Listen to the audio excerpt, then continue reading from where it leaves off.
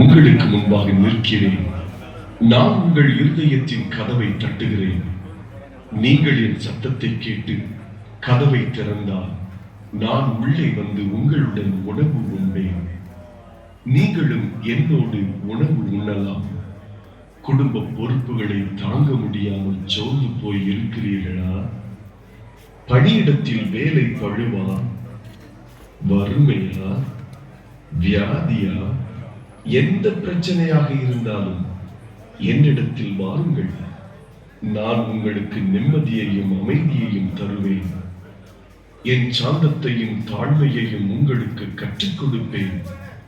அப்பொழுது உங்கள் ஆத்துமாக்களுக்கு இளைப்பாறுதல் கிடைக்கும்.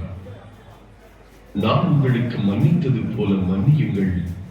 நான் உங்களை நேசித்தது போல ஒருவரை ஒருவர் நேசியுங்கள். நீங்கள் பார்த்ததை, கேட்டதை